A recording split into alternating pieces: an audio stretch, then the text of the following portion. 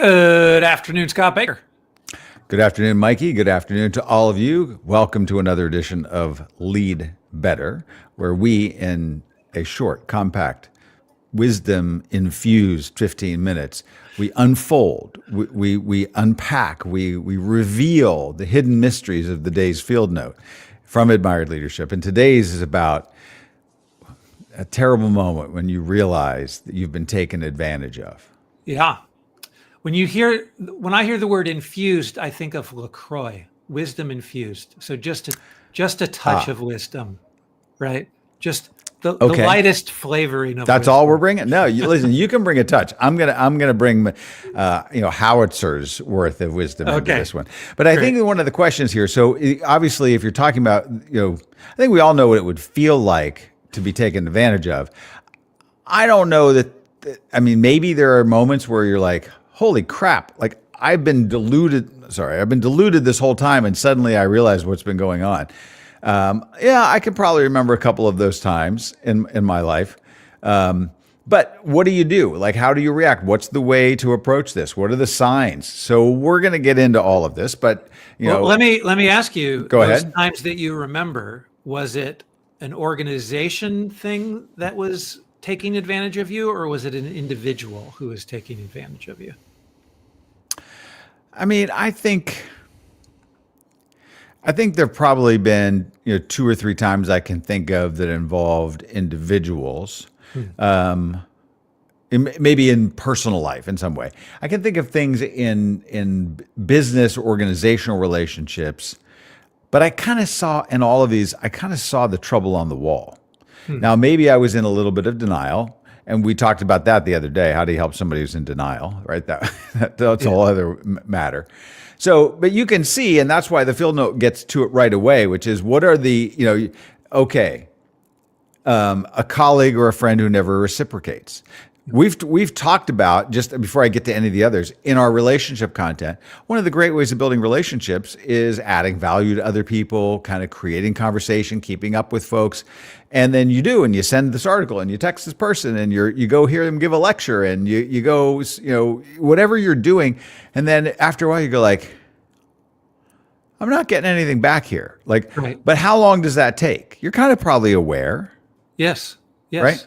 But if you're, we had somebody in the comment section today mention, like, if you're excellent at your work, you're going to have more and more of these people kind of creep up and try to take advantage of the fact that. Well, yes, but if you're excellent at your work, but I also have less time to worry about. If you're excellent at your work, why are you worried about them? Like, just keep going, right? Now, I will say, how about this as a setup? When I first was involved with Admired Leadership, it was because I had hired the founder of Admired Leadership to coach me. And there was a period of time where I was still working for the organization that I had started. That was why I hired him, to help me be better at making that thing even bigger. And then after a period of time, part of it was that it was time for me to move on to the next thing. And so I would still have conversations. I'm not actively at that point a leader in an organization asking a leadership coach for for insight on, well, how do I deal with this person or that person? We're just having monthly conversations, but we're going over possibilities and ideas. And I mentioned that I had been out in, I think, Los Angeles, and I'd met with some folks and I shared some ideas.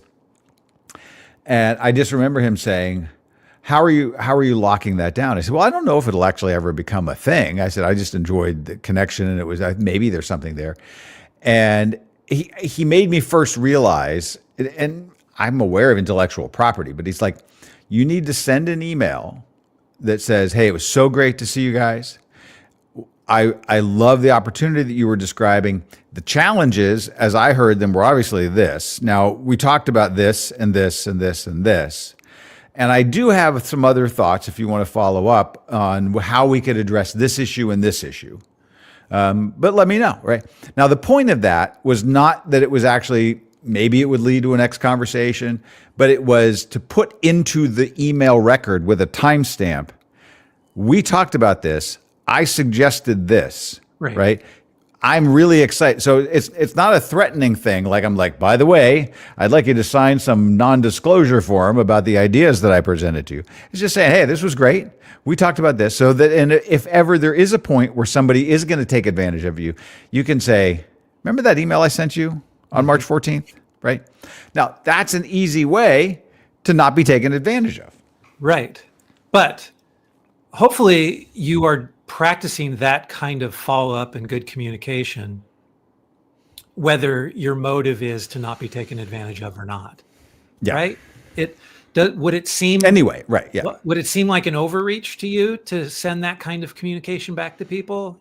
I think it could be kind of. I think you can phrase things in ways that don't sound pre-litigious. And Yes. I think actually maybe in a world where we now have, AI notes from Zoom meetings and whatnot, people are more used to getting point-by-point recaps of Right. things, right?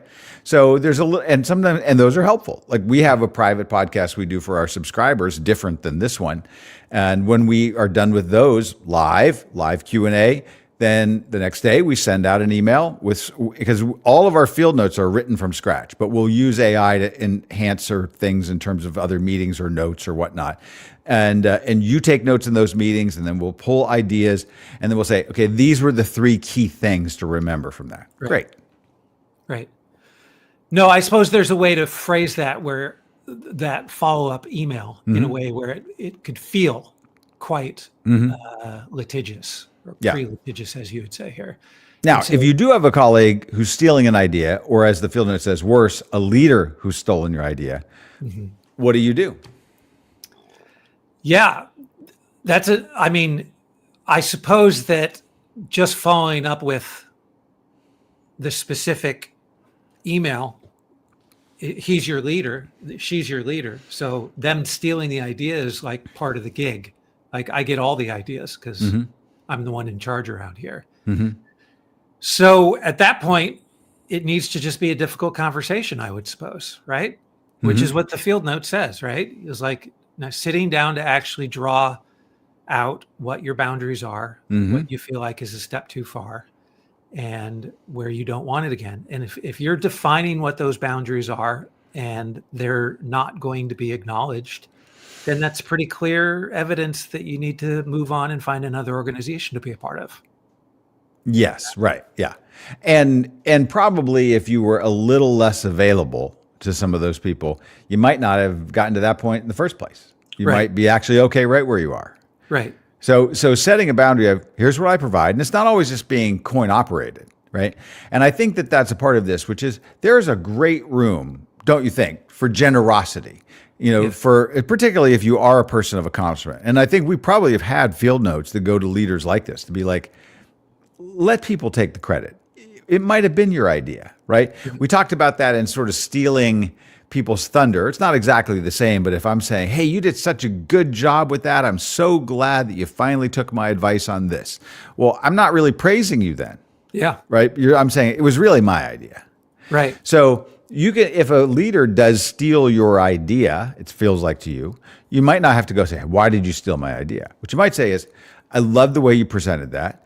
I know when you and I talked about it, I was really emphasizing these 2 areas, and I think you really covered those. I have given a lot of thought to this 3rd area, and I've talked with the team about this, right? So now I'm signaling in a very subtle way. I'm not totally sledgehammering you for the fact that you actually took credit for the idea. I'm reminding you in a helpful way, and I'm actually offering more help.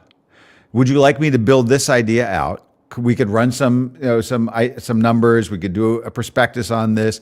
I've already been talking with the team about these ideas over the last 3 or 4 months.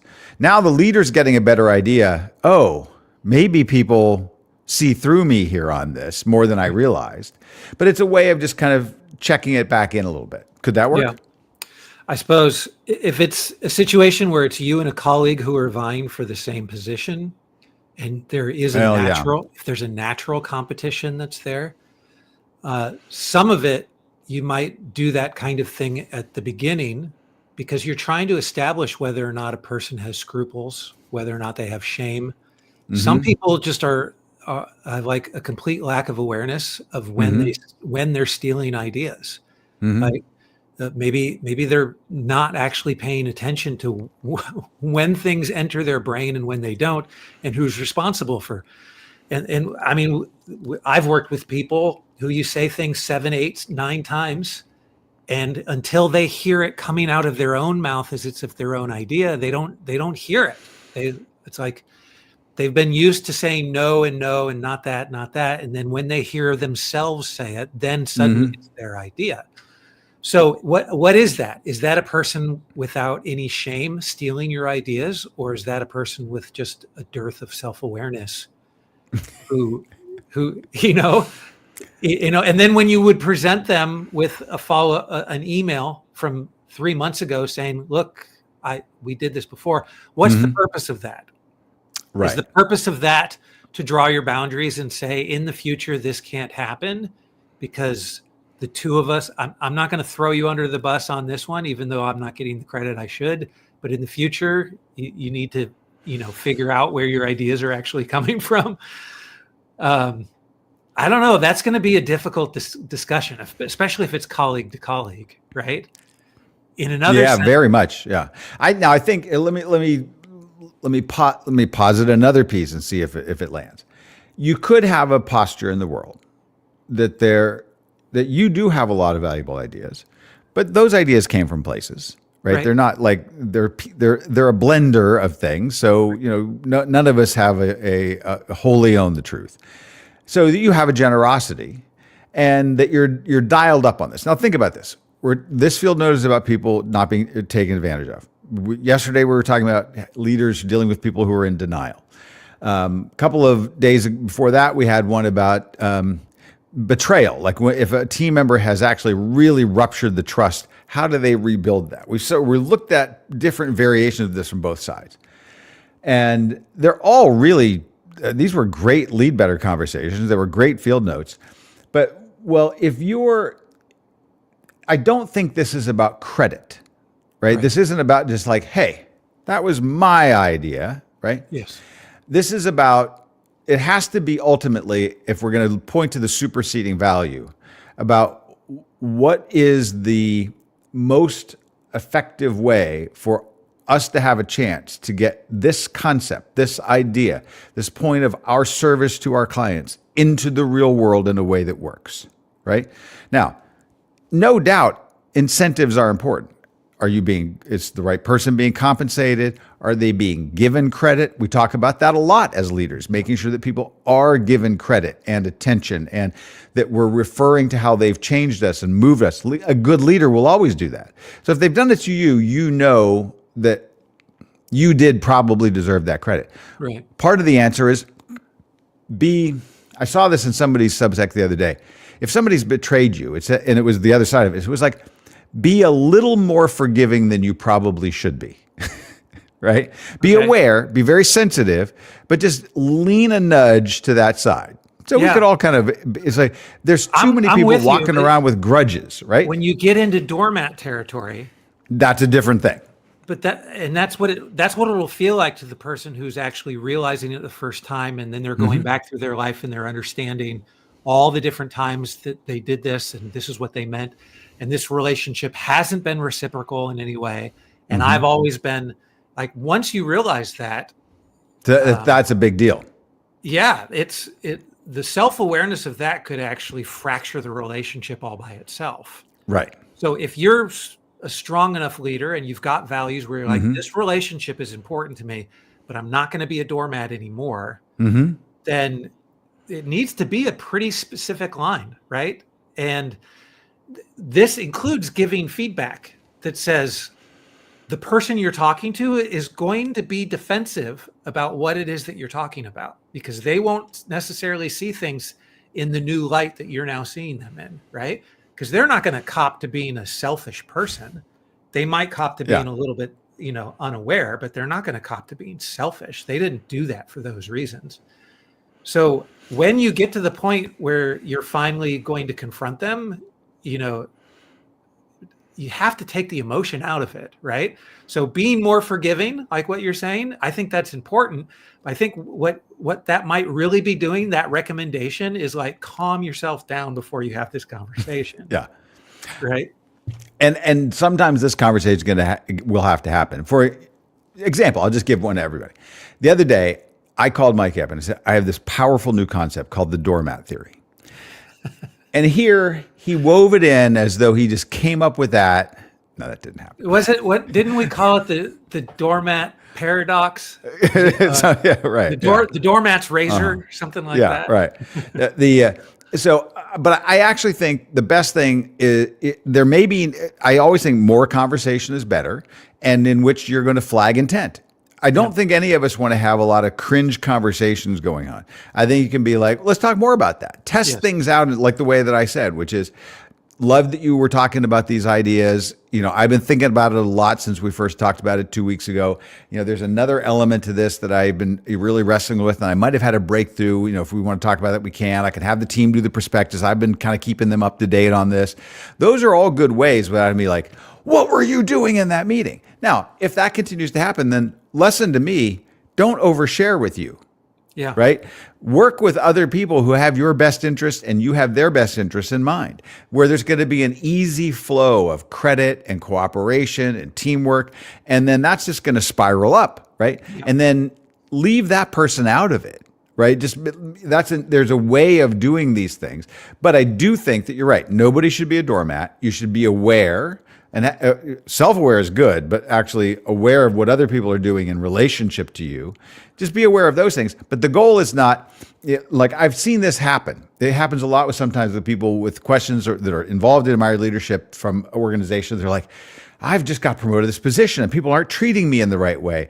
And this person was not treating me in the right way. It's like, well, you're going to be treated the way that you demonstrate that you can be treated. But that doesn't mean picking fights with all of those people to treat you in some magical way that makes you feel special. You just have to kind of go about, well, here's who I am. Here's how I work in the world. I'm going to be the best admired leader I can be. And then let those things fall where they may. Be overly generous. Those things will come back to you. And do have certain boundaries and hold to those. Yeah. And if you're the one who's generating all the ideas and no one else in the building really can do the ideas, like it'll definitely come back to you. If that's really the case, then you don't have anything to worry about. Yeah. And now that sets us up for tomorrow's field note, which is actually, it's not ready yet. So I have no idea what it is. Okay. No, I haven't. I'm lying. Actually, I can't tell you.